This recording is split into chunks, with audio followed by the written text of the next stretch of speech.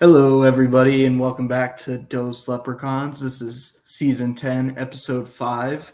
This will be our season preview episode as we are 6 days until the big game, the first game of the season. Days. Well, 5 days as our countdown, 6 days if you're normal. The reason we do 5 days, we do it a little bit different. So in 5 days, it will be 0 days till Notre Dame football, which means we'll highlight some of the zeros that we've had, which obviously Xavier Watts and a couple others. And then Saturday will be game day. So that's kind of the way we do it. I know it sounds a little weird. People are like, wait, you're 1 day off. According to our countdown, we're not. So today's 5. If you're following along with the countdown, we have a lot of guys today we're going to recognize. We started with Bo Collins, the transfer receiver from Clemson, who we're super excited about. More on that to come. And then we've got a few other guys lined up that we'll be highlighting today. And hope you've enjoyed the countdown. I want to give a big shout out to our very own Benny the Tank Grimm on our Dose Leprechauns admin team for the great work on the countdown.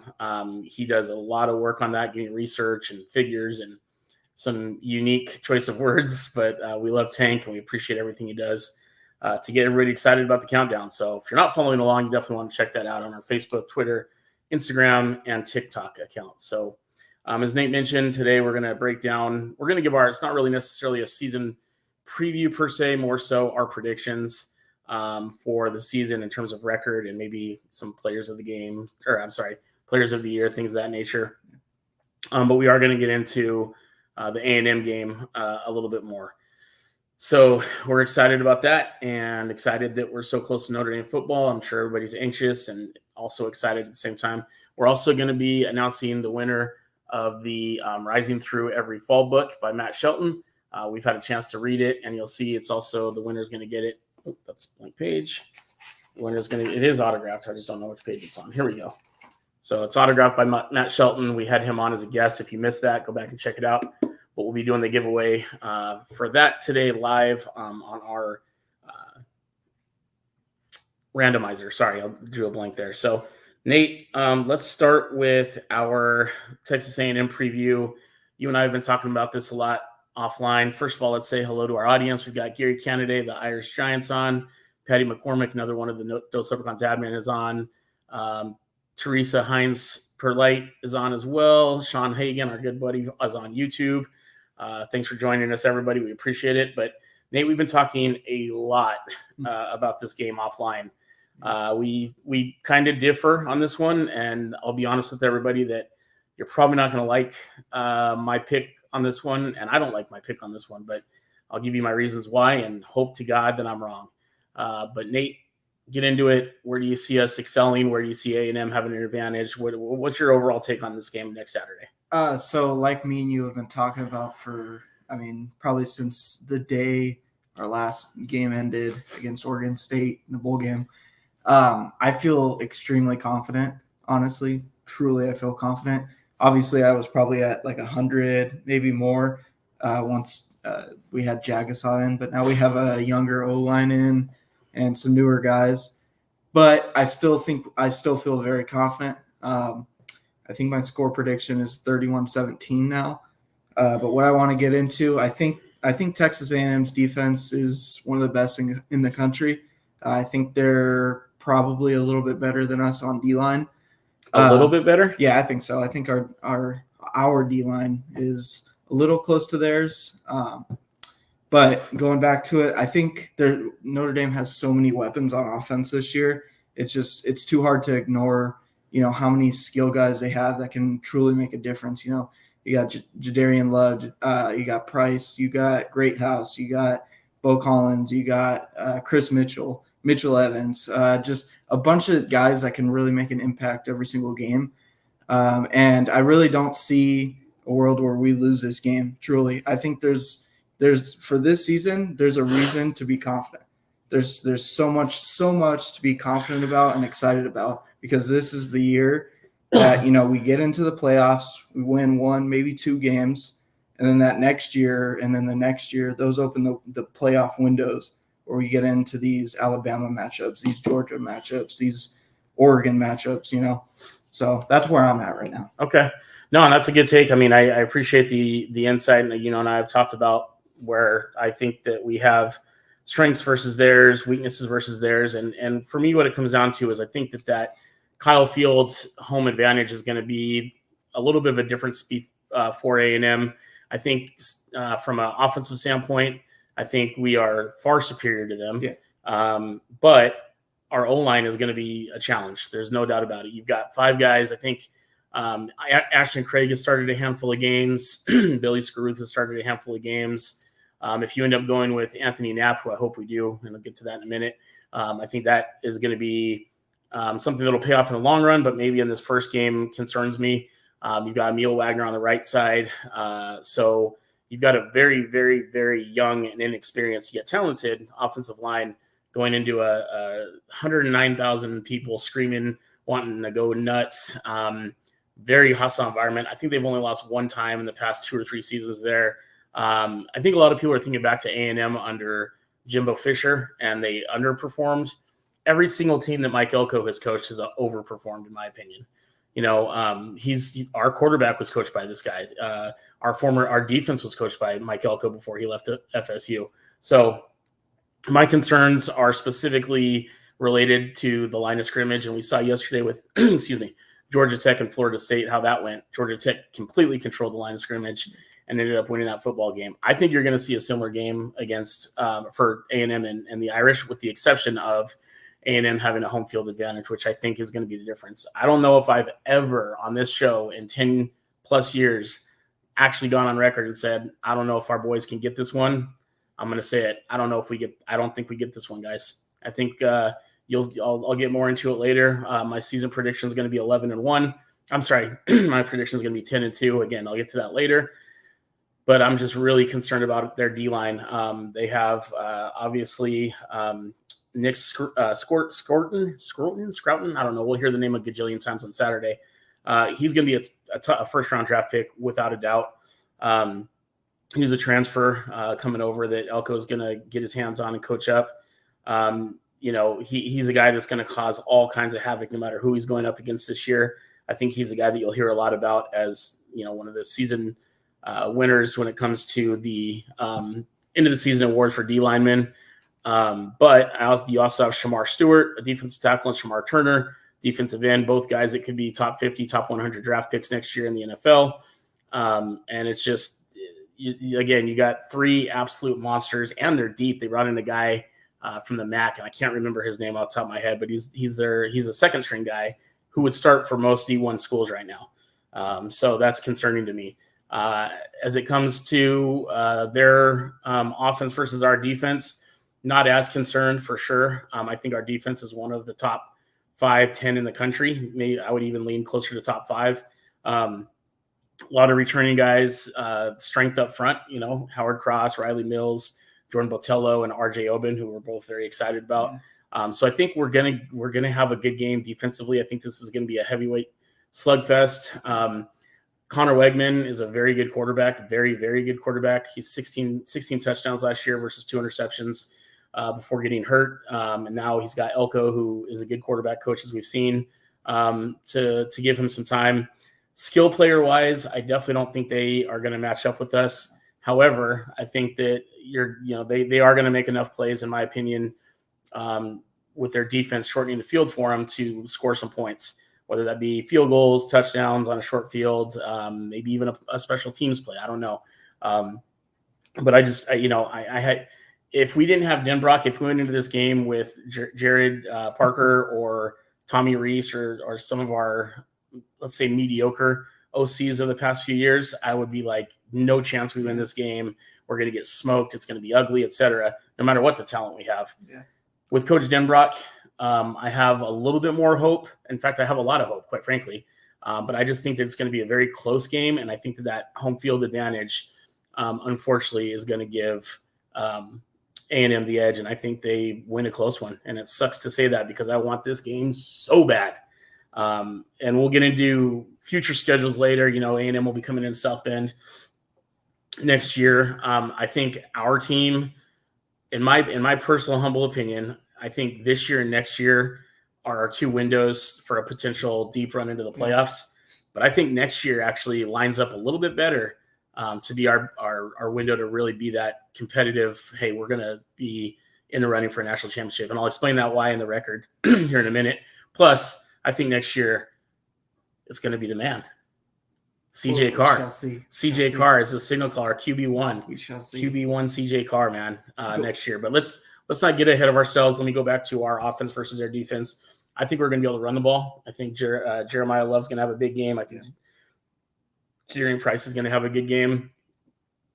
I do think that Elko is going to get tricky with bringing up guys. Mitch Evans. I think you'll see a lot of 2 tight end sets with Mitch Evans and Eli Reardon. And I think Mitch Evans will also have a good game. Their corners are not great. They're not bad. They're talented. They're both actually, one of their corners I think was a 5-star recruit coming out of high school. But I do think that guys like Jaden Greathouse, Faison, I'm not going to try to say his first name, so I'll get it wrong. Jordan Faison, Bo Collins, Chris Mitchell. I think those guys will be able to get open.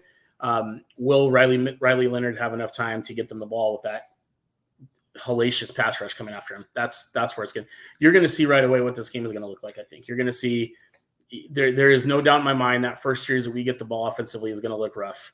I don't expect to see us go out there and run it, 60, 70 yards for a touchdown, long sustaining drive. I think, if we cap one out and get somebody falls down and we get a wide open Faison in the end zone, then maybe, but I think that first series is going to be like, oh boy. And then you'll start to kind of see the game progress and things of that nature. Howard Cross, Riley Mills, our defensive line is so deep. Brucator is going to be getting after it too. Josh Burnham, who I am extremely high on, I think is going to get after it. So the pass rush, I think, is going to be awesome. But yeah, their pass rush is going to be awesomer. Yeah, I don't know about that, but I think one of the advantages Notre Dame's defense has is that Texas A&M on offense gets injured a lot. Okay. Wigman went down. Their running back, who's going to be their bell cow with their backup going down, Le'Veon Moss. He'll get the bulk, but he was also down. Noah Thomas, who's going to be their wide receiver too, he was hurt. So I just think if you put pressure on those guys, they're gonna, they're gonna struggle. Have to get balls out quick because the little injury bug's going to be in the back of their head. Maybe, but this is a whole new program, Elko, and that is, I guess, another thing too that's kind of an X factor. Is it is a whole entirely new program, not on just offense like us with Denbrock coming back, but with Elko bringing in a whole new offense, whole new defense, special teams, way of doing things, etc. Is that going to be a plus? Is that going to be a minus? He's a good game manager as well. I like Elko. If God forbid Freeman were to leave at some point or whatever, I think Elko is a guy that you give a call to. I really, really like Mike Elko a lot. Always have, always will. Except for that he left for FSU. That really pissed me off, but that's besides the point. Let's get into some of the comments here from the fans. Patrick McCormick, one of our other administrators, said, I do like that our O-line has been forged in fire playing against the Irish defensive lineman unit. That's a good point. That's a solid point, Pat.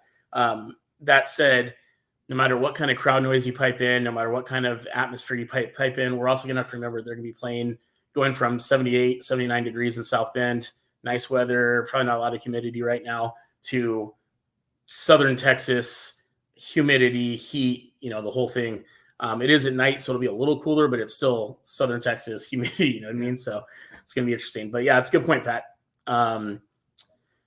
Mike Kane, hi, Jason Nate. Hey, Mike, you're right about Elko's team's overachieving. He's a great coach. Ken Murphy says, hey, guys, how you doing, brother? If you guys are looking for some really cool coasters, Ken Murphy made some literally from scratch, rock me type stuff, and it's awesome. Sean Hagan agrees. He says, I think it's our only loss, though. I think we have one more loss. We'll get to that here in a minute. Cody Murray says, we get the dub Saturday. Good thing you're not an expert. Yeah, seriously, good thing I'm not an expert. I don't want to be an expert. We're a fan page, fan podcast. We don't ever want to be these guys that are not able to wear their Notre Dame stuff on air and at games and all that kind of stuff. That's not going to ever be us. We're always going to be a fan site. We're always going to be 2 fans. And actually we have like 5 guys helping us, 7 fans that want to put out content, but also want to be fans and fans above all else. But as a fan, as a not really a realist, I'm a homer for life, but as a guy that breaks down a lot of football and watches a lot of football, that's just what I see with my own eyes. Gary says, what's up, Jerome? Yo, Jason from Gary. Jake Cook, let's see what he has to say. He says, got a few games I'm worried about, Texas A&M, FSU, and FUSC, but I always got faith even when I'm aggravated. Go Irish, man. Isn't that the truth? All the games you mentioned, plus Georgia Tech, plus Louisville, are games that I'm definitely concerned about. Purdue, even at Purdue, is not going to be a pushover, but I think we'll win that one. Let's see what else we got here. Go Irish, beat Aggies from Abraham Gallegos. Jason Lynch says, "Hey, I don't know what ICB means. What does ICB mean?" Nathan Dortch checking in from Kentucky. What's up, Nate? Let's see. Love. I'm headed into knee surgery Friday, but I'll be down but only be down for a week. Oh, good. Well, prayers to you, Gary, on your knee surgery. I hope that goes well. Hey, man, one more week. Going to feel like a month. Yeah, no doubt, Todd. Todd Berkey checking in.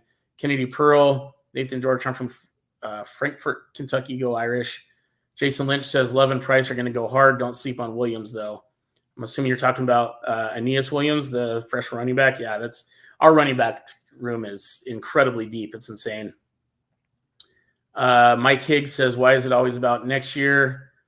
It needs to be a win now mentality. No, absolutely, Mike. That's what I'm saying. I think that what I'm saying is it's our best 2-year window, in my personal opinion. We'll talk about the schedule here in a minute, but I just think that this year you have some games that you're catching kind of at a weird time or a weird location. And I think that our schedule this year is underrated. I think next year's schedule is, in my opinion, more manageable. Again, not knowing much about the opponents next year or who's going to come back for us. So many things in play there, but from a 2-year window, talent-wise, and who's going to have more experience this year on O-line and things of that nature, I still think that the next 2 years are our best bet. Gary Kennedy says, Denbrock for us and a first-year head coach for them gives us the edge. I would normally agree with that, Gary, if it wasn't Mike Elko and it wasn't at Texas A&M. I think those are 2 X factors. Jamie Dean Lee chimes in and says 9-3 is his. I'm assuming that's what you mean for our overall record, not the score. So that's Jamie's sick. Chris Lancaster says Riley is a dynamic quarterback that can run if needed. I think that will help the offense get going if needed. Our D will keep us in the game regardless. Looking forward to seeing what happens. Yeah. Hey, good points, Chris. Riley, Connor Wegman is definitely not what I would consider to be a mobile quarterback. I think he can spin out of trouble, so to speak, things like that. But I wouldn't call him a mobile quarterback. I don't think he's as immobile as a Jack Cohn. But I think he can move around a little bit. Definitely not on a Riley Leonard. Riley, that's absolutely right, Chris. Riley Leonard's escapability, ability to run the option, RPO, quarterback draws. You saw some of the practice footage. He's a big dude, and he's fast and he's tough. So let's just hope he can stay healthy if he's going to get out there and run a lot. Brett Profit, what's up, fellas? Let's get this season underway. Go Irish. Absolutely, baby. Jason Lynch. Irish car bomb. Yeah, that's right. Ken Murphy says IYNDYAS. Oh, if you know Notre Dame, I don't know. You're going to have to explain that one, Ken. Sorry. Probably a fantasy camp veteran thing that hopefully no upsets this year from Nathan Aaron Black. Mike Garcia, go Irish, let's go. Technically, our game would be an upset. That's true. We are underdogs currently. We're plus 2.5 right now. I actually think it's going to get up to 3. I think the final line will probably be Notre Dame plus 3, which a lot of people, experts, are saying smash that plus. That's another advantage for Notre Dame too. Like, really, I mean, we have a lot to lose as fans thinking that way, but like, if you're Freeman, you can go in there and be like, use that as bulletin board material. True that. Let's see here. Parker Jones says 12-0 return to glory. Our time, our year. Why not us? Absolutely. Patrick McCormick says, I don't see A&M scoring more than 24 points on the Irish D. So for me, 24 points or so from the Irish is the magic number. Yeah, that's probably a pretty good take there. They averaged around that last year for Notre Dame's offense with Parker. So Sean Hagan wants to know what games are you coming to. We are going to be for sure in South Bend at the Stanford game. God willing, we'll be on a road trip to New York for the Shamrock Series. Yes, I said road trip. We're driving. We don't want to do that for a while. And we may take a trip in South Bend for that, for a very special event we'll be talking about soon. And then we'll be at the USC game in SoCal, as always. If you ain't Notre Dame, you ain't beep from Lynch. Solid take, Lynch. Well, that's what. Let's see. Rob Carbone said, I got Notre Dame as a pick. Email a couple weeks back. I don't know what that means, Rob. Okay. Let's see. Juan Pedroza says Knapp solidified. Let's see.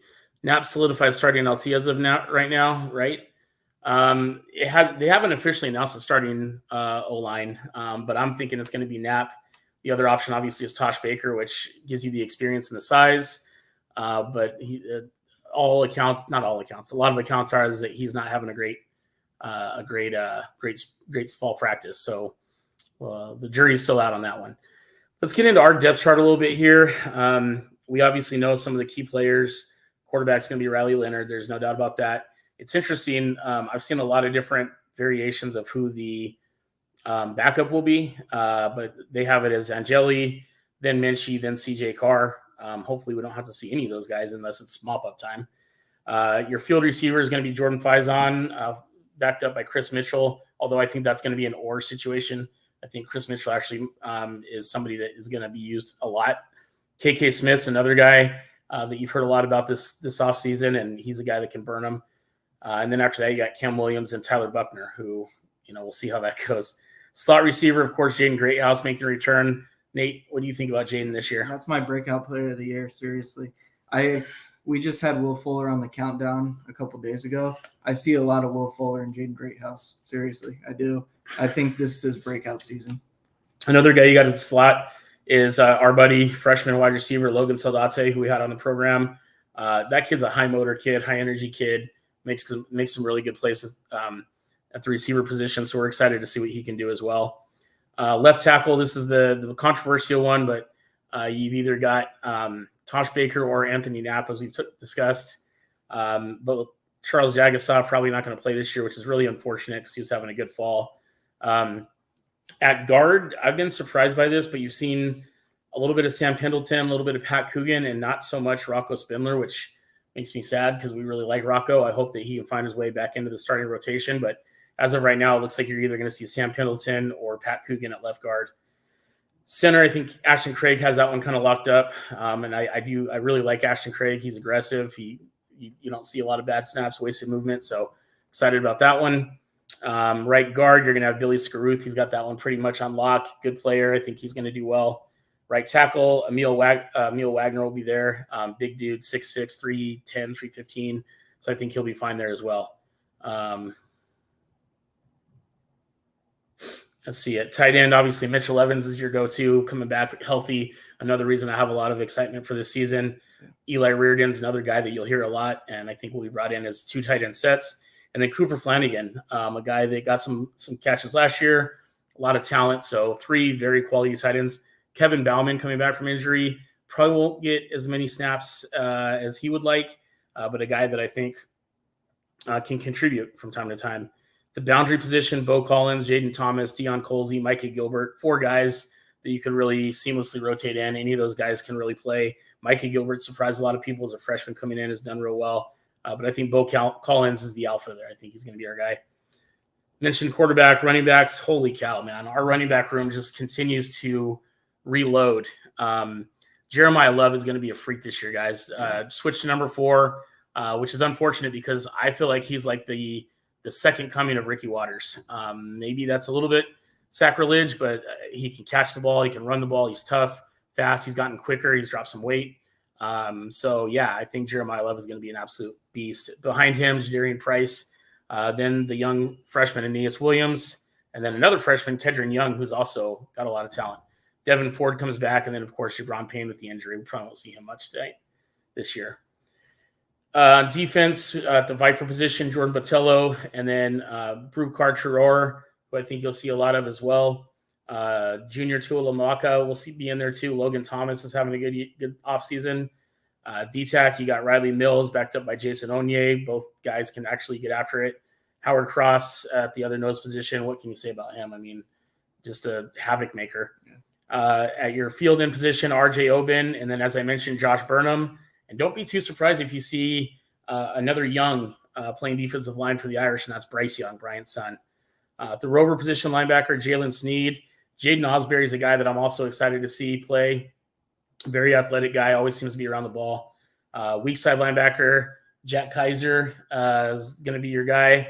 And then at Mike, you'll have Drake Bowen and then KVA breaking him up. I think you're going to see a lot of KVA very early. That's Kingston Villamala Asa, our big-time recruit coming in from, St. John Bosco. Boundary corner, the great Ben Moe coming back, All-American, one of the best corners, top 2 or 3 corners in the entire country. And then you got Aiden Schuler at the other safety position. I'm sorry, at safety. And then, of course, Xavier Watts returning.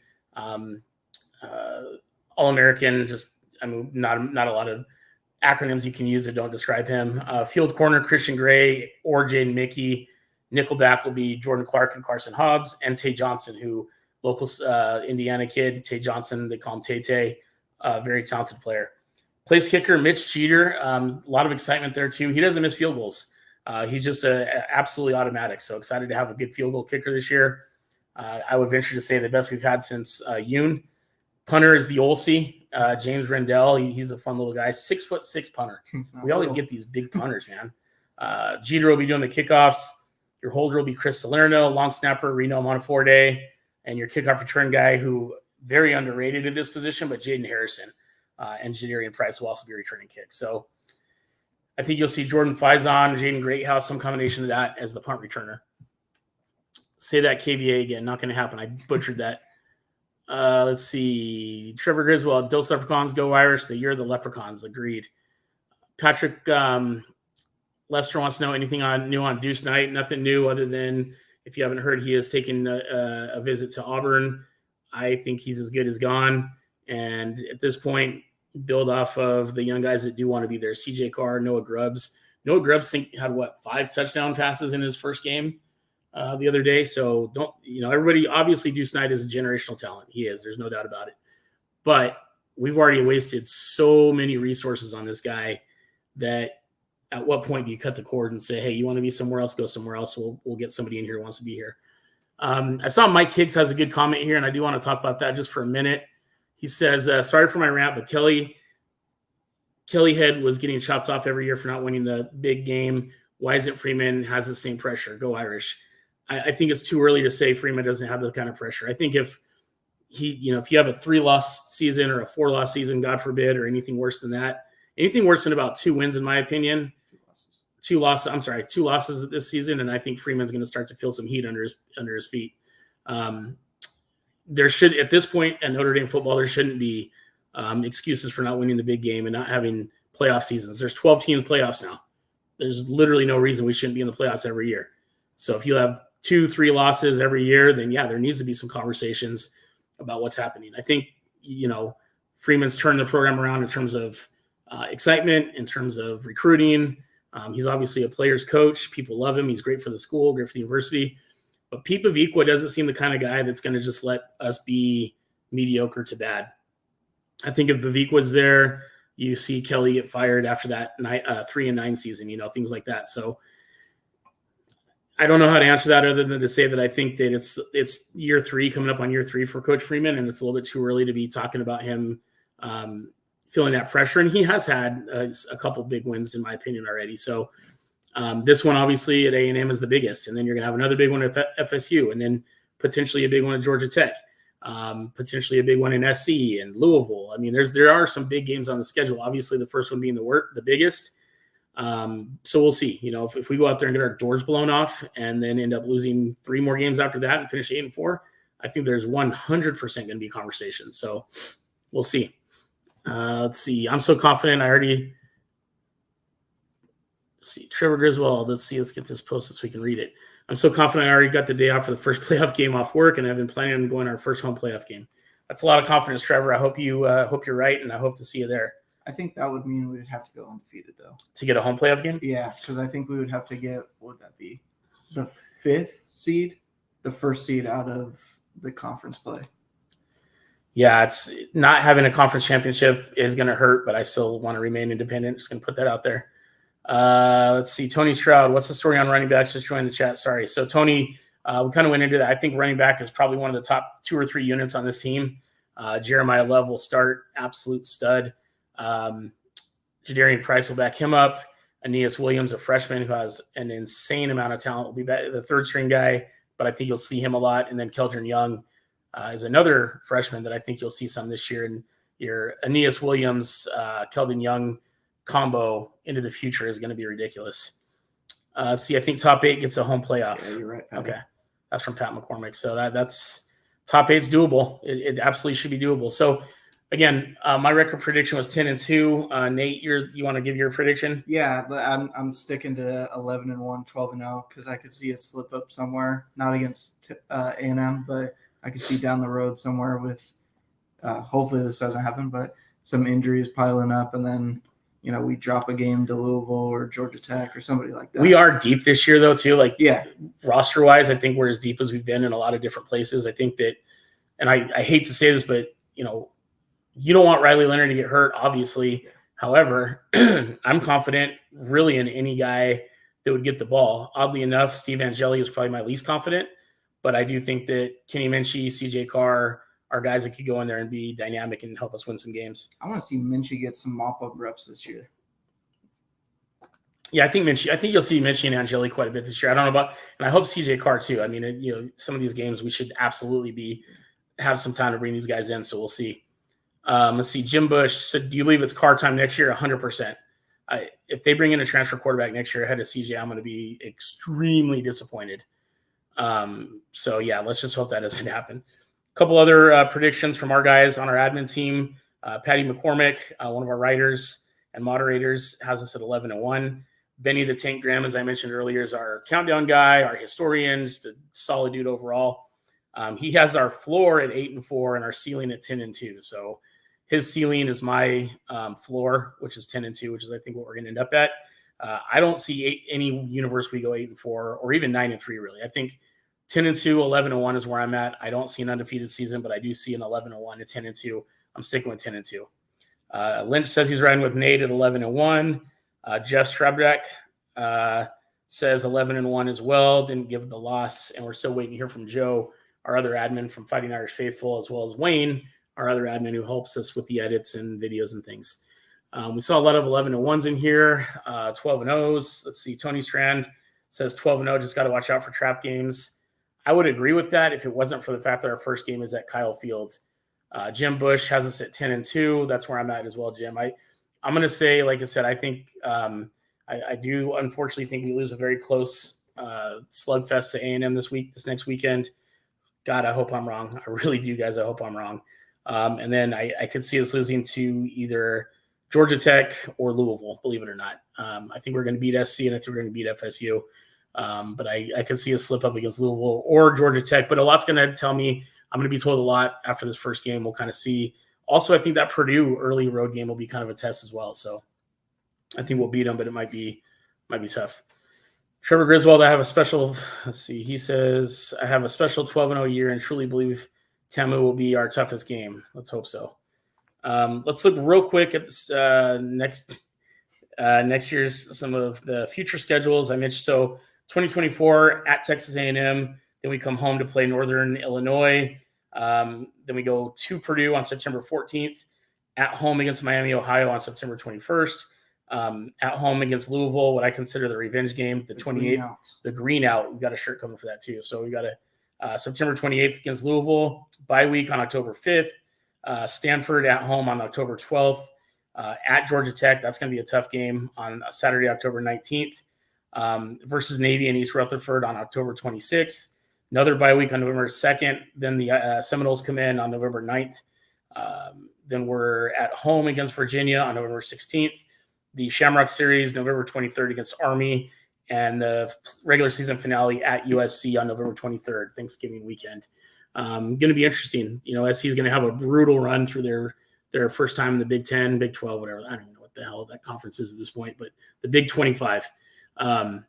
So they'll probably be banged up, and I expect us to go in there and handle business as long as we're healthy and as long as craziness doesn't occur, which it's Notre Dame, so probably will.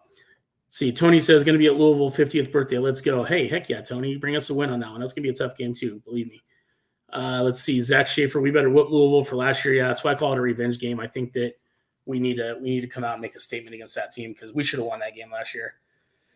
What else you got, Nate, for anything else this year that you're like, oh, that's gonna be tough? Or I mean, really, the only game that I'm worried about is the Georgia Tech game, and I've been saying that for a while. But they're just so dynamic and just fast, and they can slow down a game, but also go fast at the same time. So it's just difficult. I was talking about the 2025 schedule, and again, I know we're not trying to look ahead too much, but we will. Next year, we start with Texas A&M in South Bend, at home against Purdue, at Arkansas. So Lynch, I'm sure your loyalties will be divided there. At home against Boise State, that'll be fun. At home against SC, at home against Navy, at Boston College, at Miami, University of Miami, at home against NC State, at Syracuse, and then at Pitt. And then we have an open game still the last week, November 23rd, I think it would be, which hopefully we'll go back to Stanford, but we haven't heard anything at this point. So, so that's to me, that schedule plays out a little bit friendlier than starting the season off in Kyle Field and having to work uphill from there if we do lose that game. Obviously, Miami is going to be tough. They're actually – Coach Cristobal has them back on the winning ways, and I think they're going to be a team that could be in the playoffs as well. But all right, that's going to do it. Next time you hear from us will be Sunday after the Notre Dame at Texas A&M clash.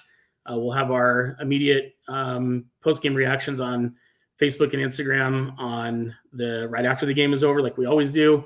Kind of a raw, whether it's elation or depression. And then Sunday we'll do our typical Sunday show, probably with an interview and a breakdown of the game and what's coming ahead next. Let's see. Gage Netter says score prediction for the A&M game and who scores for ND. I'm going to say we lose 17-14. I think Jeremiah Love scores a touchdown, and I think Riley Leonard throws a touchdown to Mitchell Evans. Get this guy out of here. We're winning 31-17.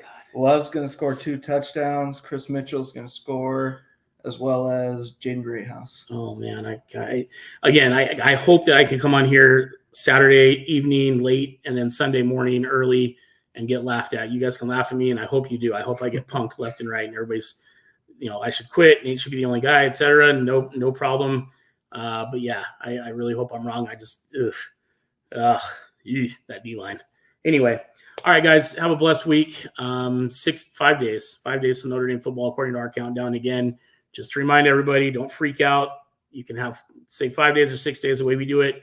On Friday, it'll be 0 days to Notre Dame football because Saturday is game day. So that's how we do our countdown. So thanks for tuning in. Thanks for all the support. Check out our website with our merch. We got some really cool stuff on there. DoseLeprechauns.com. Grab yourself a shirt or a hat or a koozie or whatever. I don't even know what we have on there at this point, but go grab something. It's cool stuff. Pretty well, reasonably priced and good quality. So talk to you guys in a couple weeks. Let's get this win and let's go to the playoffs. Have some fun. Why not? Go Irish. Beat Tamu.